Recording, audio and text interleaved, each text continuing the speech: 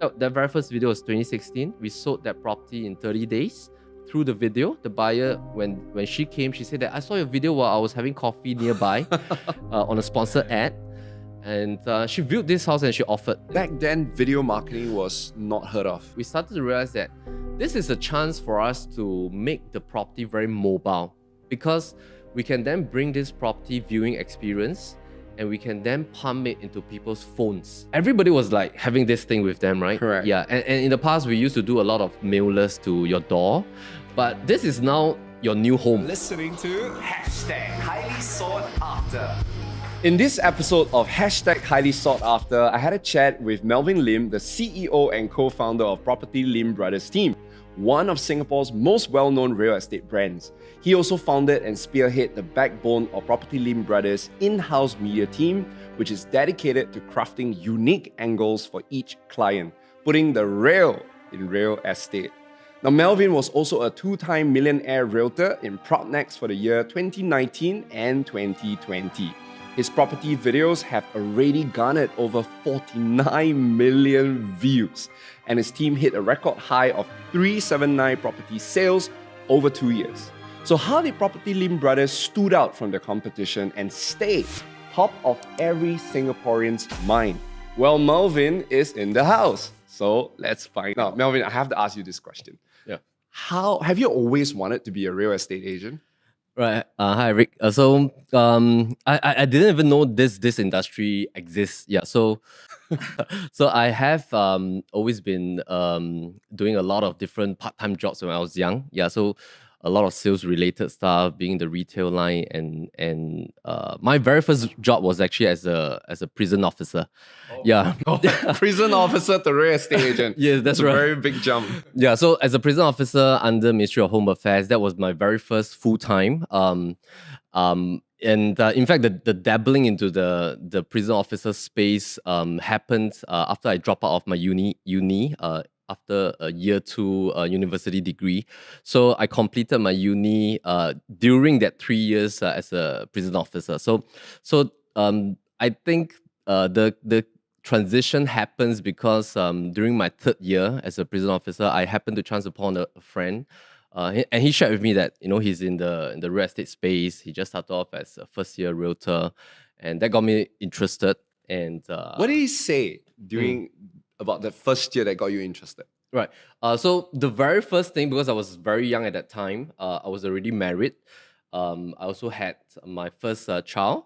When he shared me that, he's always showing houses, meeting people every day, doing sales. And of course, as a very young person, the key is that he mentioned that he's like clocking 5 figures a month, right? So being a prison officer, back then it was a very stable job. I got into the job because I wanted a very stable income. I wanted to get married young. Immediately after 3 months as a prison officer, once I got my 3 months pay slip, me and my wife, we got our first HDB property. Very efficient. Yeah, so we got married very young, have our first child at a very young age. And when he mentioned about the few key things, sales, real estate, and then of course the chance to have no limit to your income, that was the key thing that struck me. Yeah, so and it resonated because since a very young age, I've dabbled always in doing like door-to-door sales, selling credit cards on road shows during my uni days, doing a bit of retail stuff. So the connection that I have a chance to do sales really gave me that renewed interest to see whether I should dabble into this industry. Fantastic. Yeah. Now, I have another question. Now, PropertyLimBrothers, right, has been a well-known name here in Singapore, right? If you ask anybody, they would know your company. What I'm very curious to know is what were some of the key inflection points during this last 14 years that led to the success today? I started full-time during 2007. Yeah, so you're right, that's about 14 years back. Back then, when I came out from my full-time job, I still remember the very first thing was there were a lot of objections from my friends and families. They were all saying that, hey, you already have a very stable job. As a prison officer, by default, you can go all the way to 50 years old. Back then, in my 3rd year, I was also offered the position of an emplacement to a senior officer. So my parents were saying like, you know, you already have your first kid. Why don't you just stay in this very stable career? Correct. And I learned a lot of things during that 3 years, because the most important things that I took out from that job is that I get to interact a lot with inmates, and we're doing a lot of rehabilitation, so that the conversations that I have every day, it really grew me as a person. Although there was some part of the job that I didn't like, because I believe that in every profession, there'll be some portions that we like, some portions that probably we don't like. 100%. Yeah, so Yeah. so there were very mundane tasks, but they were also very interesting learning points. Yeah, but I think the very first thing, the key inflection point was that when I came out, I realized it's a whole new industry. A whole new industry. I have zero experience. My friend back then, I joined him, so he became my immediate manager. He was about 1 year in the industry, but he was also pretty new, but he's very helpful. He's always there for me. But that particular '07 period, I still remember the very first week when I entered into the office. The industry was so different from now, because everybody looked at this young guy as like a competition, right? Because, and I entered to this company together with my current business partner, Adrian. So we resigned together as prison officers. We joined, and the feeling that we get is that people are just thinking like anyone that joins the industry is a competition, and nobody wants to share anything. Yeah. And so the first week is like we were alone, and we tried to build rapport with a lot of the old birds in the company. And through the years, of course, we made friends. But I still remember the culture was that people are usually a little bit more apprehended. Yeah, and they see new Scarcity, right? Yes, that's right. Yeah. So there was this particular incident that I remember. I saw this very experienced agent close a deal, and they were chatting about it with the other old birds. So me and Adrian were like trying to ask him, hey, you know, how do you close this deal? Is it okay to share with us a little bit of tips, because we're very new, we're just 1 month. How do we get clients and stuff? Yeah. So one of them told us, okay, who is your manager? Go and ask your manager. So and then he turned around back. So that was that kind of culture back then. And sometimes we ask them, hey, how do you close this deal, that deal? They will say, oh, it's by luck. And it's a one sentence kind of stuff. So when we look back from now compared to the past, I think that now is fantastic, because there's so many ways to learn things. People become more open nowadays. You can learn so many things from YouTube. There's enormous amount of trainings in real estate agencies. And I think the culture has really changed through time for the past 14 years. So the very first inflection point was about how do we become independent.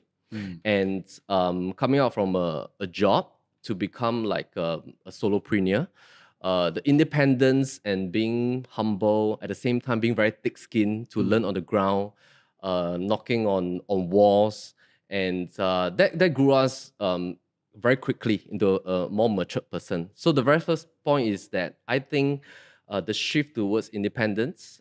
Second point happened during the year 2010. 3 years later. 3 years later. So 3 years later, we were 3 years old as a realtor. We started to realize that, hey, it's not really just about selling real estate. No, because our initial impression is that when you become a realtor, all you need to do is to sell houses. That's right. But 3 years in the industry, we realized that this is not just a salesperson job, it is a business, right? Because the business has so many different portions. In the first place, as a brand new agent or even as an experienced agent, how do you consistently get people to want to let you sell their houses? That's the very first question. How do you consistently attract people to contact you and say that, hey, I'm looking to buy or invest a property. Can you help me? Can you provide me advice? So we realized that lead generation is a huge chunk of the business, because even if we are very good, let's say, for example, we have knowledge, we have expertise, knowledge, and we are really good at a job, but how do we attract people to want to seek our services? Exactly. Yeah. So lead gen, we realize, is a huge chunk. Marketing the property is the second huge chunk.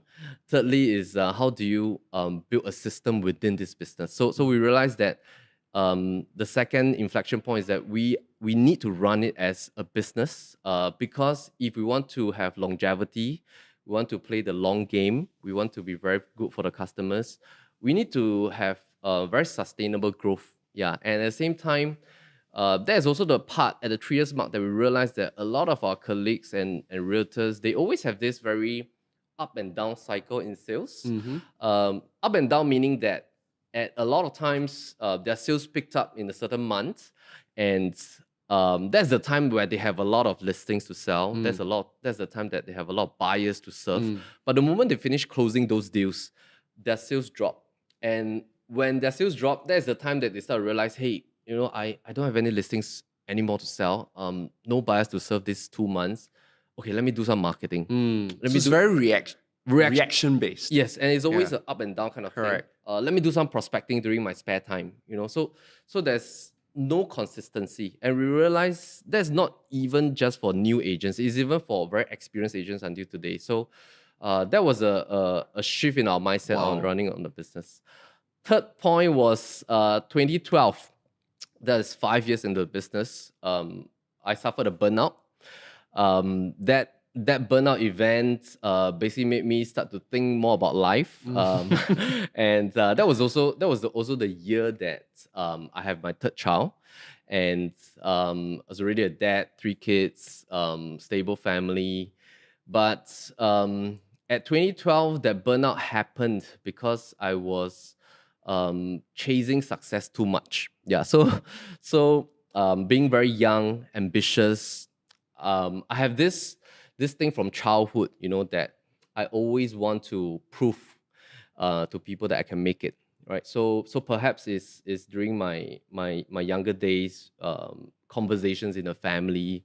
My parents were great parents, and we come from a medium low income family. My dad is a sole breadwinner, so my dad is always a very hardworking, responsible guy. But the conversations at home, as me and my siblings grew up, has always been revolving, hearing about money, right? Like parents will always say it's very hard to earn money. Don't spend too much. In future when you grow up, just get a stable job, save more money. So it's always about money. Correct. So on one hand, we see our parents being very hardworking. My mom is a stay-at-home mom. On the second hand, is that we see that they struggle with the money topic. Although they do their best to provide for us, we are very thankful, and they have always been for the family. But we just felt that as you grew up always hearing about money topic, you start to grow up with the fear that, is it because money is a big thing that you have to overcome? Second thing is that we need a lot of money, right? So we grew up with that thing, even for my siblings as well. So that 2012 event happened because I was chasing a lot of success. I wanted to prove to people. So I started to buy, expensive watches, change to a luxury car. And then I suffered a burnout. And that burnout was a state whereby there was even a point that I was very afraid to pick up my phone because my phone was ringing nonstop. And I just felt like, wow, I was spending so much time at work. It's like 14, 16 hours. My wife was not happy. I don't see my kids. I have that guilt feeling as well. So that happened. And that was also a turning point in my life because I suffered a very heavy lesson. And that lesson was because of a very wrong mindset on integrity, right? So we have shared this always with our team about integrity, and that's how this integrity gave birth to our current brand, PropertyLimBrothers. Our tagline is real estate with integrity because of the past experience whereby we were looking at this business, we were looking at our customers with a very wrong kind of perspective and lens. In the past, 2007 to 2012, we were always looking at customers as walking commissions, right? Dollar sign. Like this customer is worth 10,000. This customer, if I close, is worth 20,000. This customer is worth 30,000.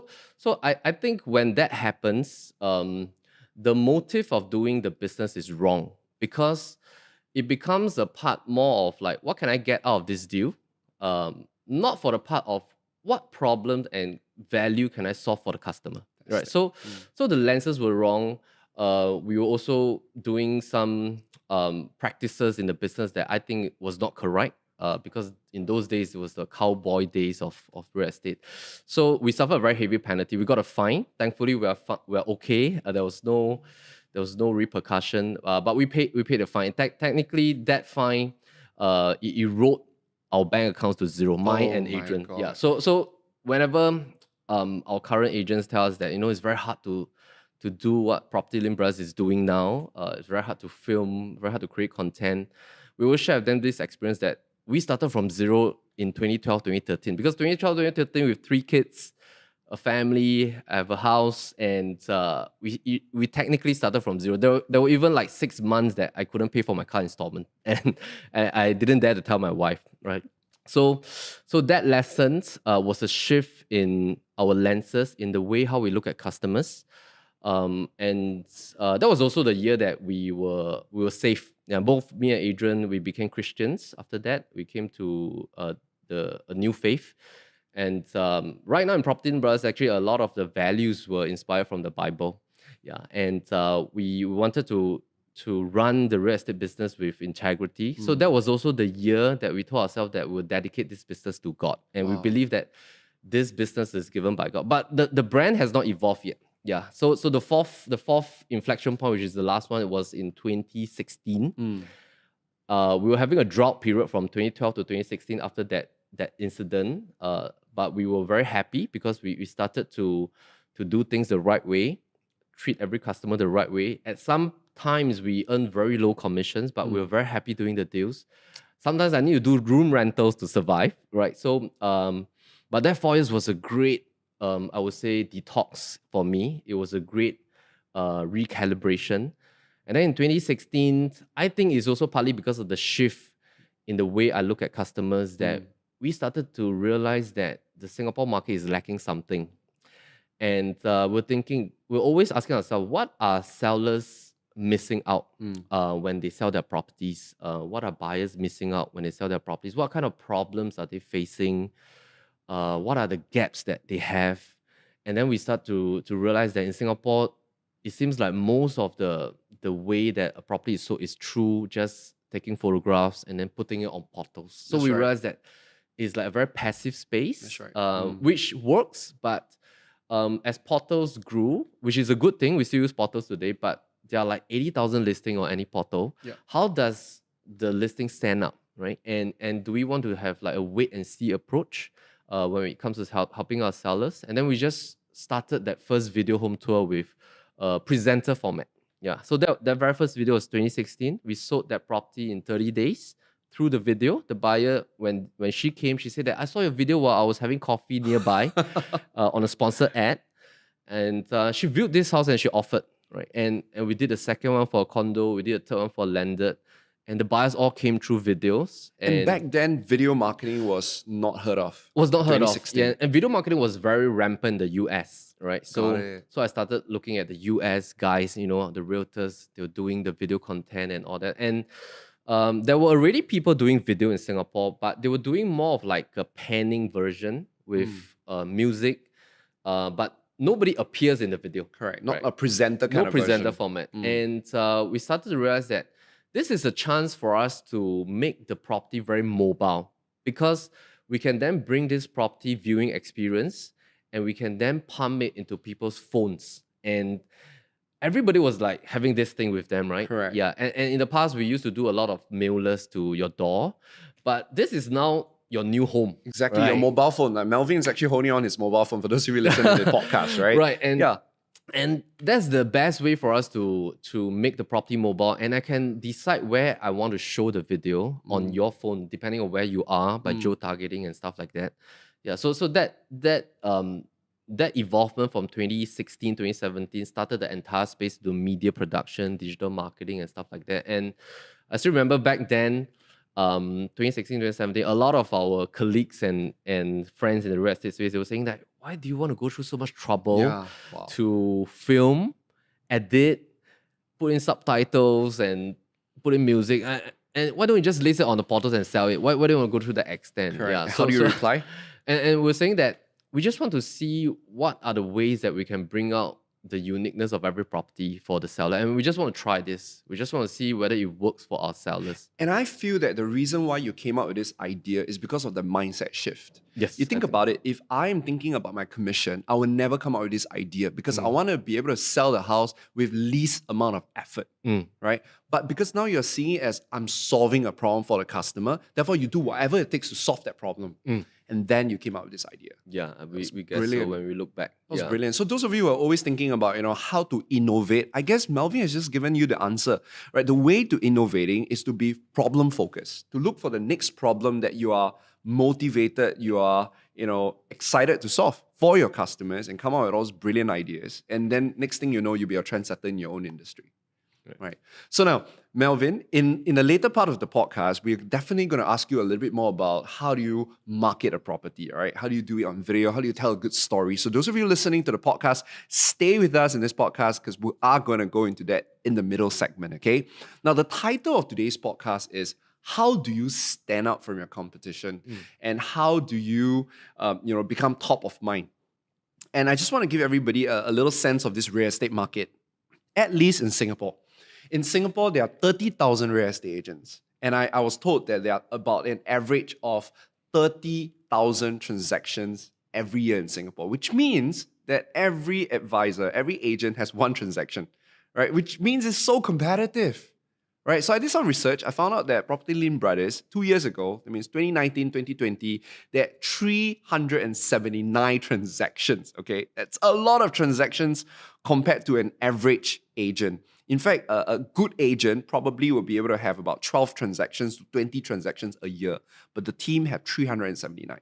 So it's very clear that you have done something right, you are standing out in this market. So please tell us, right, what did you do that make you stood out from your intense competition? Like what Eric just mentioned is that the shift towards the solving portion of what are some of the key problems that sellers always face. So sellers and buyers has always been our key target audience on the people that we want to serve.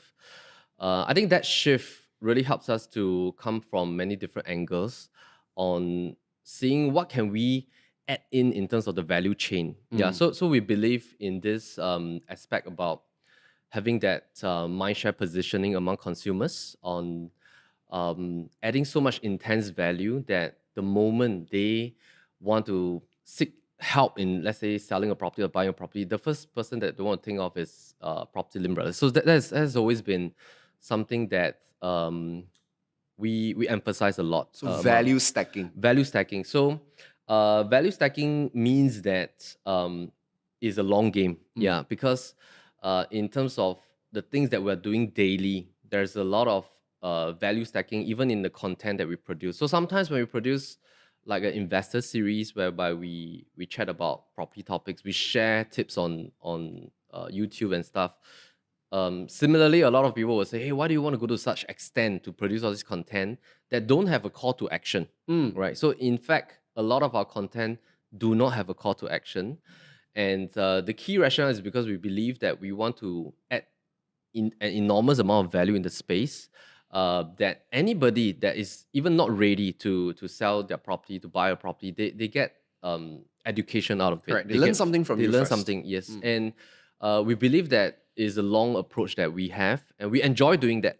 Yeah, because I mean, we have already been doing that one-to-one with customers, like sharing tips, how to invest in properties, how to sell and stuff like that. But how do we do it in a way that the content is evergreen? Yeah, and scalable. Scalable. Yeah. And I think that the key strategy is being content focused. Number two is that to always know that we need to be the expert advisor for our clients, because being the expert advisors then molds us into knowing, like, what is the next thing I need to learn in order to help my customer better. And we don't want to be a stagnation mode. Yeah, we always want to know that we need to be the expert person that our clients will want to seek.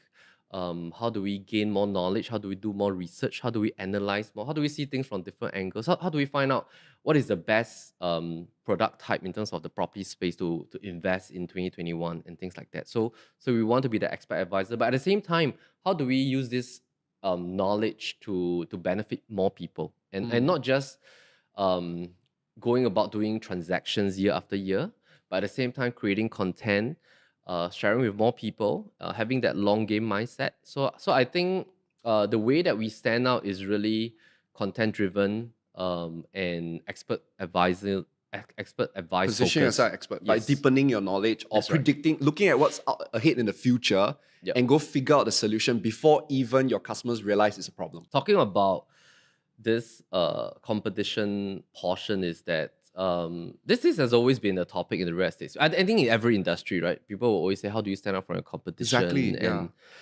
And sometimes my own associates, they'll ask me, like, "Oh, you see, this competitor is doing this, that competitor is doing that," Yeah. and stuff like that. So our approach has always been that in actual fact, we spend very, very little time. I would say, even for myself, I spend like almost zero time looking at our competitors.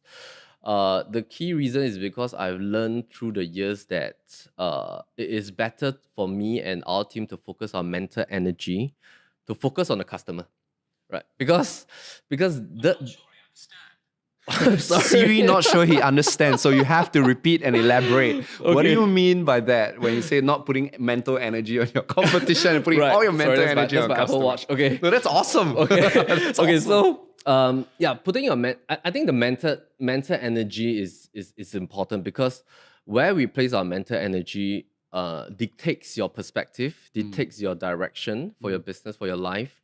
And I've seen this so much in 14 years. Like usually business people or entrepreneurs or even realtors, if they places their full mental energy just looking at what their competitors are doing, That's right. sometimes it tips the scale from success modeling towards anxiousness.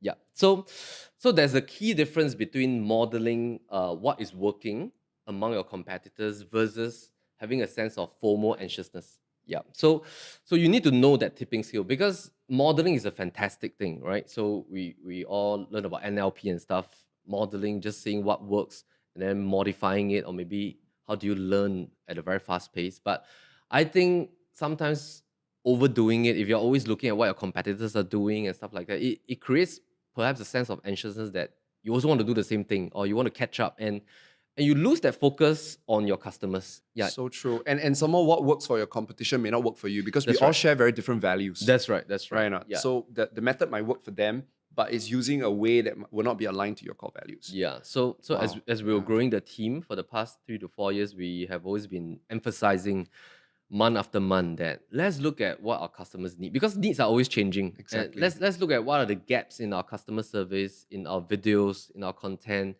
and what is the feedback from this customer? Have you gotten a review from them? And how can we do better for the next customer? So it has always been driving the team's mindset to look at the client instead of the competition. Yeah. So that's what we believe in. This is beautiful, and that actually gives you an unfair advantage, because you are way faster in predicting new problems, because your customers know best, right? Because they will tell you the problems and That's you right. solve it. Wow, this is fantastic. Personal story, that there was a period of time that I'm also a very naturally competitive and ambitious person, right? And so our normal way is look at what your competition is doing and then go do it or do it better. But it really created anxiety. It really, early in the morning, because I will follow them and then I'll look at them on Facebook or Instagram, and it creates, there's no happiness, there's no peace, no rest, and I felt like I'm just always playing the catch-up game or the chase game. And even if I win, I never really feel happy about my win, because I'm always thinking about what's next. It's so amazing that whatever that you focus on, right, becomes your reality. You focus on your competition, you get anxiety. You focus on your customers, you get satisfaction. My God, Melvin, I want to give you a big high five. This is such a big takeaway for me, man. And for anyone listening to this podcast, it's amazing. And by just doing, I'm getting goosebumps, by the way. Now, let's go tactical now. Okay, so Right. we've talked a lot about strategy, your inflection points. Right. I'm really very curious to know, what's your creative process when it comes to marketing a property? It evolved. So it all started with just doing a video, right? Just doing a video, being the presenter in the home tour. We were scripting our script. We're scripting what are the plus points, the USP. So we're doing like very short videos initially, about 2 minutes, 3 minutes kind of video. And then we started to realize that not all homes are ready for filming. because everybody, I mean, my home, I have 4 kids. That my home is always cluttered, right? So I was always telling my wife, I always help people to declutter, stitch up their home, make it beautiful. But my own home is decluttered. I said, okay, it's okay because my kids are still young. Legos are everywhere. And you're not selling a house anyway. I'm not selling my house. Okay, so we started to realize that not all homes are ready to be filmed. And being on video, it sharps up, I think, 10x of a home because video shows everything, right? Compared to photographs, you can edit a little bit here and there. Absolutely. Videos, I mean, my guys, if they want to mask out the car plate number for a landed property, it takes them like 2 hours just to mask out that moving frame, right? And there's a lot of hard work that goes behind video editing. So we started to realize that, hey, we need to help our clients to firstly declutter their home. So the educational part needs to come in. And then, of course, there were a lot of objections at the start. Our clients would say, hey, but I have kids, how do I declutter? So we created guidebooks, share with them some videos how to declutter efficiently for filming first. And then they will start to ask us, okay, does decluttering have to happen for the whole 3 months when you market the place? And we have to share with them tips on how to live more minimalist for the next 3 months and stuff like that. So this is the first time I'm hearing this, guys. So of course we share with them very practical tips. I mean, even if we have kids, all we need to do is on the surface, not much stuff, right? Yeah. So we send them examples and things like that. Secondly is we went very heavily into home staging, right? So now about 99% of our properties that we sell are all done with home staging. That means What is home staging? Home Sorry. staging means that we come in, if there are certain furnitures that we think that it does not suit the property, we remove it. We extract it, we put it in storage, we pump in our own furnitures. What? Yeah, you so- pumped in. Yeah, so we pump in. Guys, this is value. You're solving a problem for us. Yeah, so which is the key reason why when a lot of buyers they come to see the place, or They love when it. people look at our videos, say, why are your properties always so beautiful, right? So it's because of home staging. And home staging is not a new thing. It happened in the 1980s, about 40 years back in US, right? So it started in US, and then the popularization of HGTV and stuff like that. But it's only in the last 3 years that Singapore picked up, right? And then now ASEAN, Malaysia, and all this, it picked up home staging. So it is a very key component because the very key reason when you visit show flats that developers are selling, because when you buy a new launch condominium, Yes. when you get your keys 3 years later, Yes. it's an empty house. Yeah. You get the wardrobes done, kitchen Correct. cabinets, the aircons are done, but technically there are no furnishings, no furniture. But why is it that when you enter a show flat, it's beautifully renovated and done up? It's because home staging adds such a huge visualization tool to the eyes of the consumers. Correct. It's been proven in some statistics that the moment a person enters into a home, the first 8 seconds, they already emotionally and subconsciously decide, is this place for them? They imagine themselves. They in that imagine place. themselves. And we don't want to let clutter, we don't want to let, shady paintwork, because maybe you have lived in a place for 10 years, there's some patches here and there. We don't want to let all these small little things affect the visualization process of a potential buyer. And there's been so many properties that we sell, because home staging, you need to remove it when the property transaction is completed. Yes. Buyers, they're all very savvy. They know that the home is staged up with beautiful furnitures. okay. They know that they'll be buying an empty home with Yes. fittings and fixtures, but they still love it because when the right furnitures are placed, the space expands. True. You can imagine, hey, is this place suitable to put a 6 or 8-seater dining? Is this place suitable to put a L-shaped sofa? And the buyers appreciate that because they feel that there's effort placed in It's in precisely marketing. why I love IKEA. Yeah, Right? that's right. The IKEA always give me. I mean, sometimes we joke, hey, your whole house look like IKEA show flat, But the Yeah. whole idea is There's because we are allowed inspiration to, as well. Exactly, we Yeah. can visualize. Yeah. Beautiful. Yeah. So I got it. So you do the Marie Kondo, right? And then after that, you do the staging. Then what else? What else comes in? So after that whole process of prep work, we call it pre-marketing prep work. Once home staging is done, storage is done for the old furnitures, and our owners, they get to live in their property for the next 3 months with the new furnitures, Yeah. right? And our team will come in. So our media crew will come in, our photographer comes in, we come in, do a virtual tour, which is like a virtual mapping, and then we come in to film the home tour. Yeah, so 3 groups of people usually comes in on the same day. We take about 4 to 6 hours, photograph, virtual tour, and video filming. And it all happens on that same afternoon or morning. So efficient. Yeah, and then once it's done, we go back and produce the content. So at the same time, during that period of producing the content, we start to list the property up on the portals first. Yeah, and then once the video is out, it goes on to the social media platform. We run a digital marketing campaign, sponsor ads and stuff like that. So the whole process involves the whole team. Yeah, and is about prepping, content production, and then but before the prep work, we do the storyboarding. That means we try to find what are the USP of the property, what is the angle in terms of research and numbers.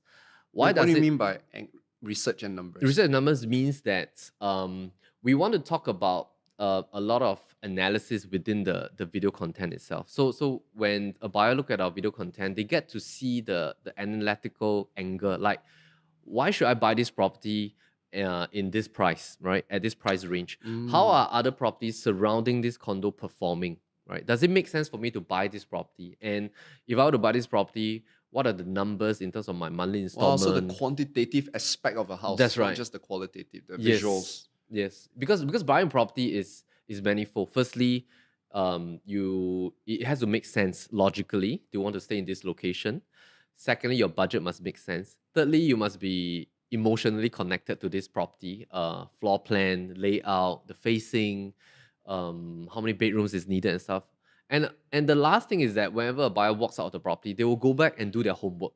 They always go back and analyze, check their valuations from the bank, look at the monthly installment, see whether are they overpaying, look at the last transaction. So there's a lot of quantitative aspect that runs through a buyer's mind. So Correct. it's about putting that whole process into the video content. So that it makes it easier for them That's to buy right. with you. That's right. So now, Melvin, now that you kind of lead the way in property videos and you have a system to doing that, and obviously I'm sure a lot of real estate agents come to you and ask for help.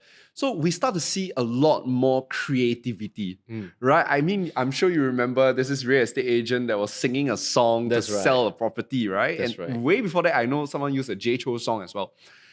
So all this is great, but I'd like to hear your point of view, right? What are some of the mistakes that a realtor have to avoid when it comes to marketing a house? So back to the point that about the video creation portion, I think it is wonderful for the industry, which is also the fact on why 3 years ago we started another production house to create real estate videos for all agents in Singapore. So basically that's an independent house that my partner is running.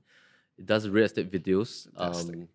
And similarly, when we started that, my peers were saying, why do you want to start a production house that helps your competitors? Correct. Right? Because that was your USP. Yeah, so now I have two production houses. One is within PropertyLimBrothers that only does production for our customers.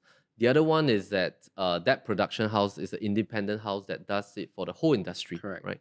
So my mindset has always been, how do we create more impact in the things that we do? Like even when I'm doing this, how do we create impact in different ways, and not just in my own business, but how do we do that for the industry in a whole sense? Yeah, and I think we will definitely evolve into everything video in 2 years' time because it's a natural phase for marketing, right? And Seth Godin always says that marketers spoils everything, right? So because when something works, everybody wants Start to doing it. do it. Yeah, and it's natural. It's a natural process for businesses.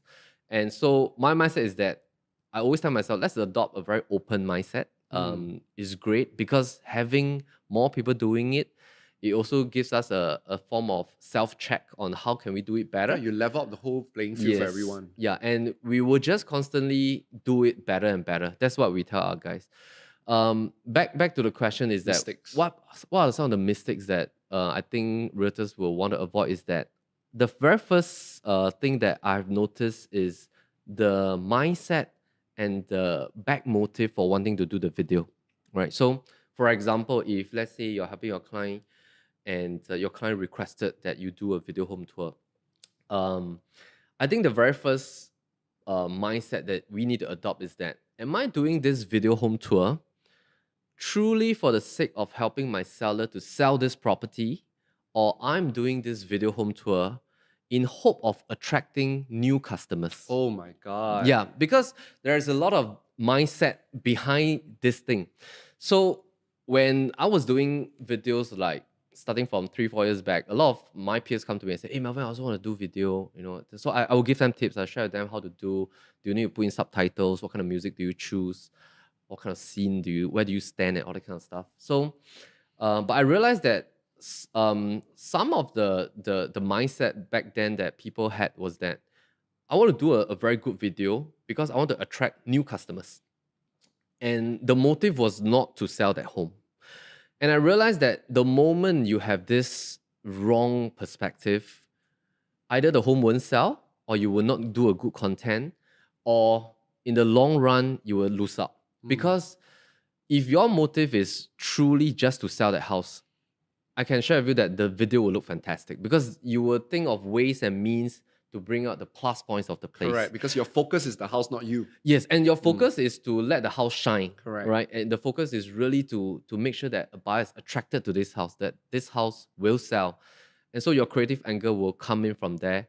But if you are placing your creative angle on attracting new businesses, then you'll be placing a lot on you.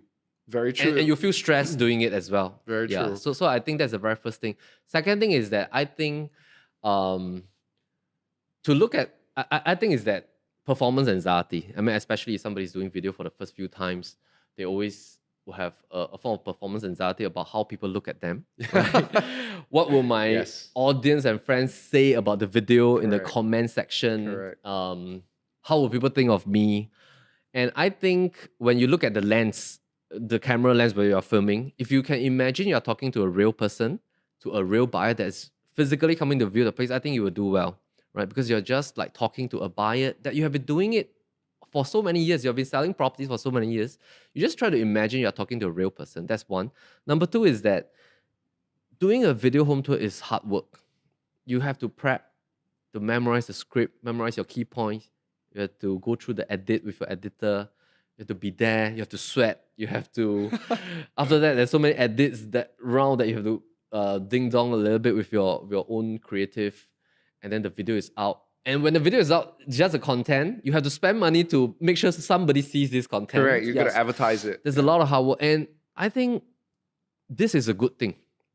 So a lot of realtors feel stressed about doing videos because they're very stressed about this whole experience itself. But I always share with them that what you're doing is a good thing for your customer because you're doing a huge extra step. Yeah, over and beyond. Yeah, and you don't have to worry about what people talk about you because end of the day, you took the extra effort to create a content for your client. You're doing a good thing for them. You don't have to be fearful about what other people are talking about you. Whatever comments or nasty comments that comes in about your English and stuff. That's right. I mean, even today, I have broken English and stuff, and I always have nasty comments here and there. But I think end of the day, if we can just remind ourselves that you're doing a good thing for your customer, that's you'll be fine. Right, and it's a lot about how you think, how you internalize that. That's why the mindset is so important, It's right? very important, Because if I put myself first, or I care a lot about what people think about me, more than care about what people think about a house, then those critics will affect me. That's right. Because my starting point is already wrong. That's right. This is so beautiful. I think that your advice doesn't just apply to realtors, but really any one of us who needs to be on the video. That the intention is so important. Am I really creating this video to educate, to elevate, to encourage? Or am I really just using this video to self-promote myself? Yes. Right? Yes. I think it's super important. Now, since we're talking about self-promotion, right? Do you think that personal branding has a place in the real estate industry? Because, you know, one of the common conversations I get a lot is that, oh, no need. We just need to make sure we focus on creating a good marketing video, sell the property enough already. People don't really care about the property agent. Is that really true? And what's your thoughts? Yeah, very good question. I think in the being as a realtor in the real estate space, the realtor is part of the product. Yeah. So I was just sharing this story about me buying my first car with my team, right? So back then when I exited from the prison service as a prison officer, me and Adrian, we went to buy the same car. We went to buy the same Toyota Vios, right? That incident of purchasing my very first car taught me a lot of things because as a consumer, I walked into a Toyota show flat, Borneo Motors, I still remember. I walked out. I walked out 45 minutes later because the salesperson allocated to me was, and back then, because I was very young, I was like 26 years old, and I wasn't so bulky lah. I was a little bit more thin and stuff like that. So when I walk in, I got a feeling that that salesperson didn't really treat me as a customer, in a sense that he was like thinking, can you really afford a car? Yeah, exactly. He did what a lot of people, what you mentioned just now, which is people see human beings as a dollar sign. How much are you worth? Yeah. And I'll treat you according to how much I think you can bring the money back to me. That's right. I think that's what the guy did. And after that experience, it was like I was asking questions, not really answering me. It was one word question and stuff. So I just felt that the level of customer service is very low. And I exited from the show flat. I went back to the same showroom, Bono Motors, 1 week later, and I specifically asked for a different salesperson. Yeah, so the manager allocated me a lady, as you remember. The lady was in her 40s, right? Level of customer service is perfect, and it is like she is really so enthusiastic. She don't even care that I'm wearing Bermudas. She didn't even care that how much I earn. She was just sharing with me everything about every car, and I bought the Vios from her. And when I was filling out the form in one of the table, the manager kind of asked me, how was the experience, everything, and I happen to find that she's a top sales here. There you go. Yeah, and I think that's so important, because at the point of entering into the real estate industry, I realized that the salesperson actually forms a huge component of the product, because I might not go back to Borneo, but I really wanted to buy that Vios because that's all I can afford, right? And I might just change to Nissan, for example, because of the salesperson. And can you imagine if I were to go to Nissan, Borneo would have lost a customer for their car because of the way the salesperson behaved, or the way that the salesperson look at their customers. So I realized that salespeople, they're actually part of the product, because there's been so many times that even when people buy houses, they are being turned off by the behavior of the person presenting the home, or maybe they're offended in a certain way on how you answer questions and things like that. So coming back to personal branding, I think the very first thing is to realize that we form part of the product that we represent. We form part of the house that we're helping our sellers to sell. So personal branding is definitely important. Personal branding on social media, of course, is what is important right now. And I think it depends on what aspect are we dabbling into. For me personally, I'm naturally not a social media person. My account was dead for so many years. It's only when we started PropertyLimBrothers that I realized the power of social media, and we want to use this platform for good for our customers. And that is also the time that I started to dabble a little bit, be a little bit more active on my own personal accounts. And I realized that end of the day is definitely important, because nowadays, because everything is so fluid, transparent, it's all connected. Consumers want to know who are the real people behind the realtor, right? They want to know what I see on screen, is it the real people on your daily life? Are you the same you, right? Exactly. Or are you putting out a front, right? So I think people also want to know who are you as a real person, how many kids you have, what kind of lifestyle do you have. So I think more or less is important, is connected. For me, because naturally I'm an introvert, right? So I'm not very active extrovertedly. I would say that I'm more of a situational extrovert. Right? So basically, I think personal branding is important. And the most important thing is to be the real you, whether in business or in your own personal space. So true. That means at the core of your personal brand is your authenticity. Yes. Right? Yeah. And what makes you stand out, at least for what I learned from you today, what makes you stand out is when you put your customers first. And that when you put your customers first, they will return the favor and put you first. And I'm really curious to know, Melvin, you said this, right? There's so much information out there on YouTube, on how to be a good realtor, how to market a property. But I'm really curious, why is it that not everyone has catch on yet? Why has the level not gone up? A few different key points. Maybe I can summarize into 3 different components. The future of real estate is evolving so quickly. In fact, it is an escalation of what has happened in the past. Right? So in the past, if I talk about content, basically all we can do is limited to what can we print on mailers. That's true. That's your content. If we talk about distribution, is about how many mailers are you able to send to households? So that's distribution. So if I escalate now to today's content is so beautiful because you can do it on static photographs, you can do it on videos, and that's content creation. And distribution now has been so beautiful because there are so many social media platforms for you That's to right. distribute your content. I think in order for somebody to do very well in the real estate space is firstly to adopt the marketer's mindset.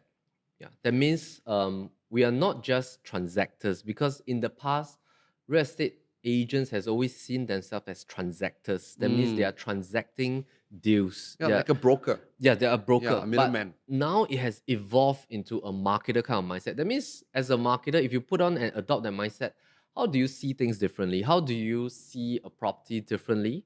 How do you market it creatively? How do you infuse solutions to solve it?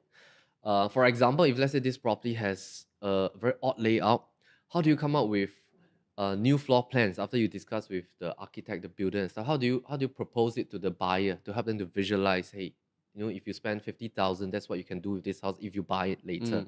So I think the adoption to be a marketer's mindset is very important. Secondly, is I think we are shifting into a very analytical mode because going back to the first point of just being a transactor, Correct.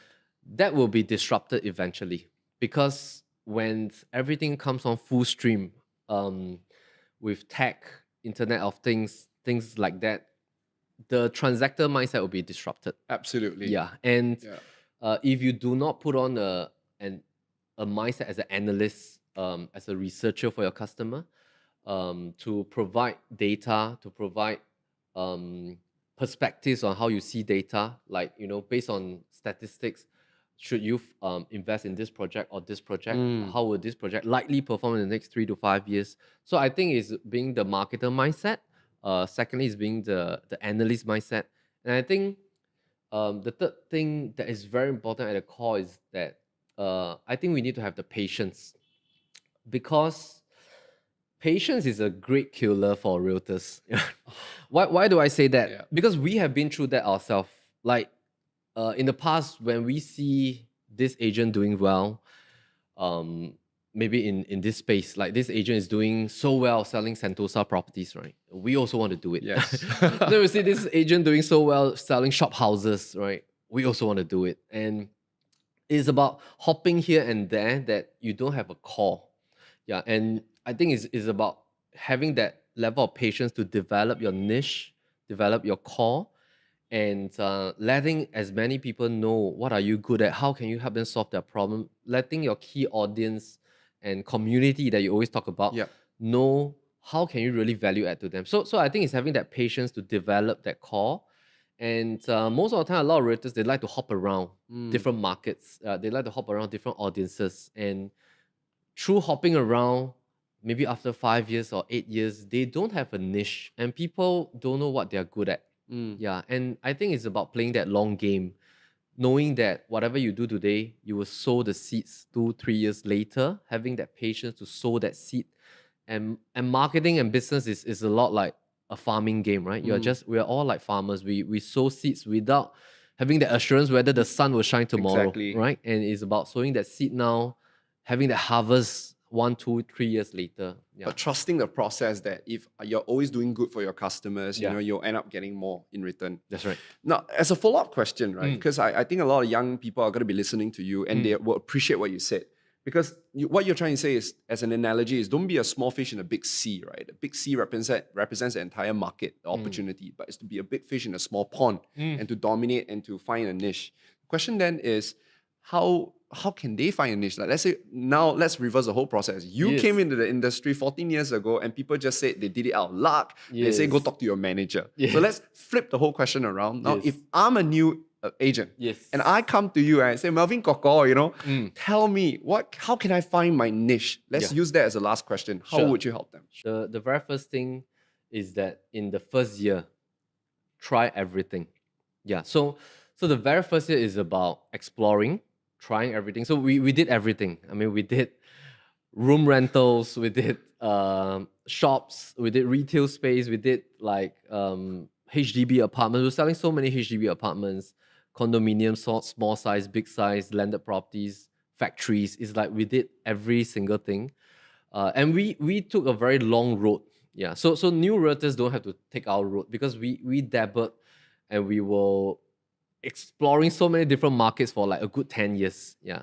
So I think the very first thing is that in the first year, explore everything, find out what is firstly the key audience that you enjoy serving, right? The key audience. Secondly is what is the type of asset type, what is the type of property type that you enjoy doing, right? And you have a passion about in terms of finding that USP for that particular type of property. So for example, if you love to do commercial properties, what do you love about the commercial property? Like what kind of angles, and is it because you love the way that people can invest without ABSD and stuff like that? Or if you really love landed properties, is it because you appreciate architecture, you like the different types of landed property in different parts of Singapore?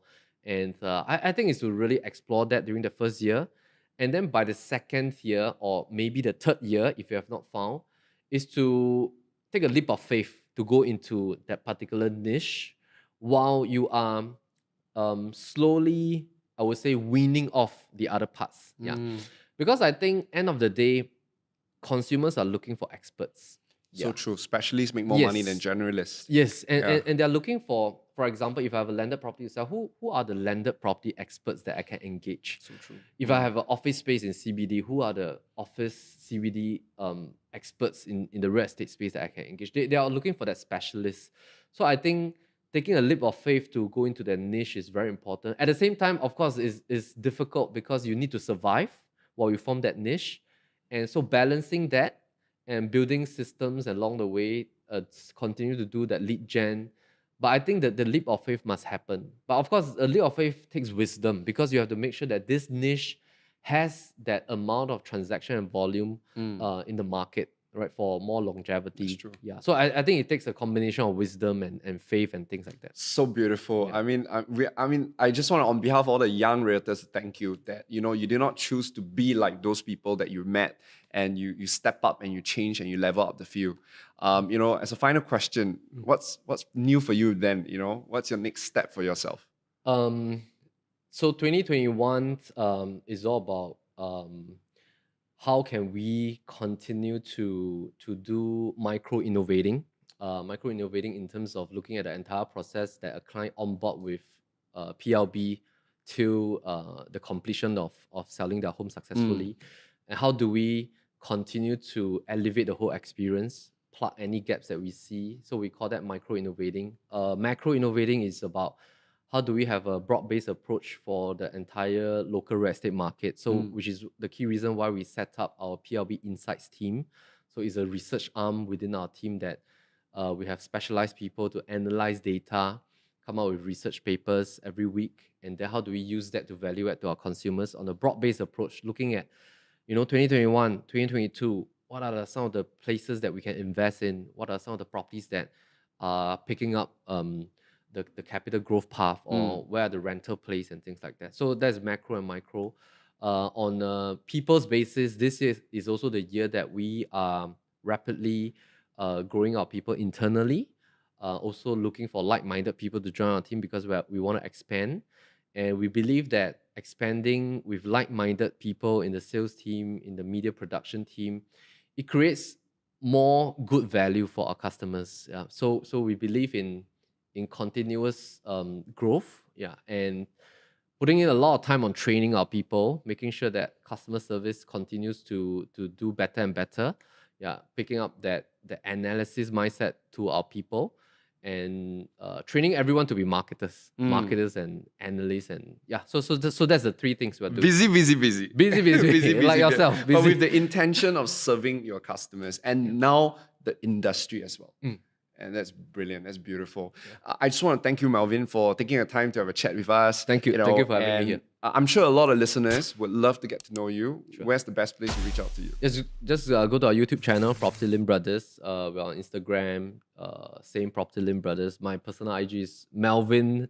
_ PropertyLimBrothers. So very easy to find us. Yeah. Very easy to find you guys. I'll go to our website, PropertyLimBrothers.com. Right. And for those of you in Singapore, if you're looking for someone to market your house, I think you now know who you to pick. All right. Thank you so much, Melvin. Thank you, Eric. Bye-bye. Thanks.